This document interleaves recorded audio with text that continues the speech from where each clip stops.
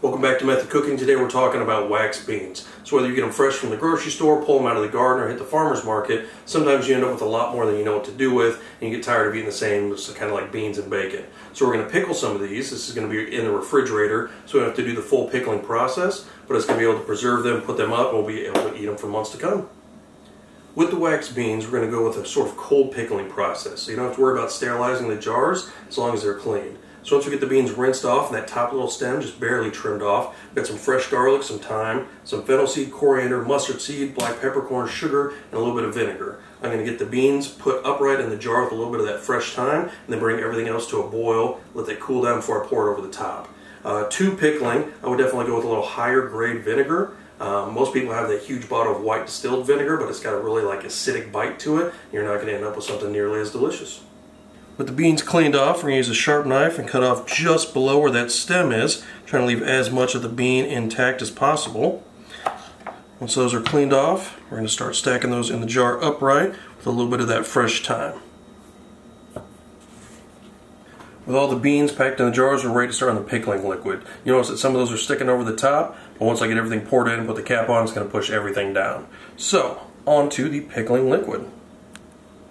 With the pickling liquid, I normally like to go with a nice white wine vinegar. The white distilled vinegar has just got a really harsh, bitter taste. So we're going to do something a little bit nicer. I'm going to use about a teaspoon each of mustard seed, coriander, and fennel. About half a teaspoon to a teaspoon of black peppercorns. A couple cups of sugar, and some fresh garlic. With the garlic, I'm going to get that peeled and smash it just a little bit, so it's going to maintain pretty much its shape, but breaking it up is going to help some more of that flavor come out.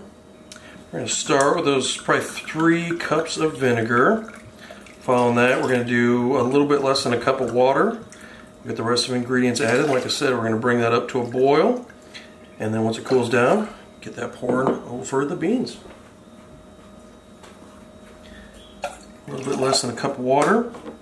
With all these dried herbs, we're going to do about a teaspoon of each. Again, it's kind of like to your flavor preference. If you want the flavor of one to be a little bit more prominent than the other. Those in, a little bit of black peppercorns. Garlic, we're just going to break off that stem. Like I said, crush that up just a little bit. It's going to help some of that flavor come out. You don't have to worry about that peel on there, because that's just going to be flavor, and the garlic side actually going to be eaten, so we'll be alright. Garlic in. Do about a cup and a half of sugar. And then get that on the stove. With the stove on high, you can see all that sugar sitting on the bottom. So we're just going to kind of stir this around until it comes to a simmer and that sugar dissolves. We're going to want to stir pretty constantly just to make sure none of that sugar sits on the bottom and scorches. Now that it's come up to kind of a rolling boil, I'm going to turn the temperature down to kind of medium high. Now that this is simmered for about 7-8 minutes, we're going to pull it off, let it cool down to about room temperature, and then we'll get that poured over the beans. The pickling liquid is cooled down to about room temperature. I'm going to use a measuring cup to scoop it into the different jars. I'm going to use a measuring cup instead of just pouring it. That way I can make sure to get some of the different aromatics and the different spices and the garlic in each jar. Now we're going to get some of that liquid. And I'm probably going to do a cup in each jar and then go back and just kind of evenly distribute what I've got. That way if I am a little shy, I can top it off with just a little bit more water to make sure everything is nice and submerged.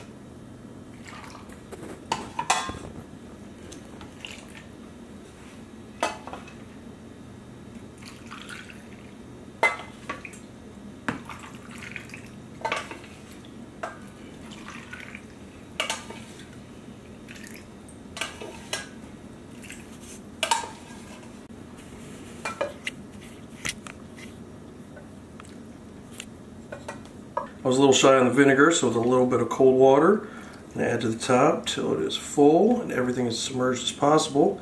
Then we're going to get these capped and put in the fridge. You're going to let them sit for probably 2 or 3 days to let that vinegar kind of do its job, and then from there, they're ready to use.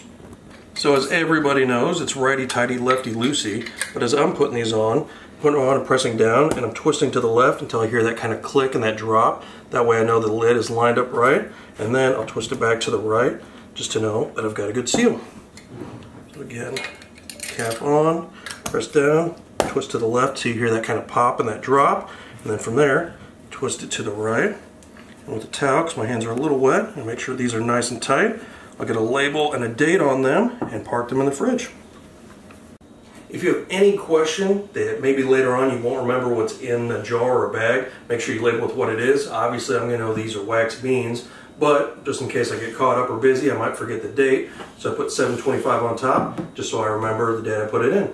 So we got some pickled wax beans. You could use green beans, any other beans you have, and the same pickling process. Once these are done and ready, you could do everything from eat them raw as a snack, chop them up for like a Texas caviar, like a 3-bean salad, add them to a wrap, put them on a charcuterie board.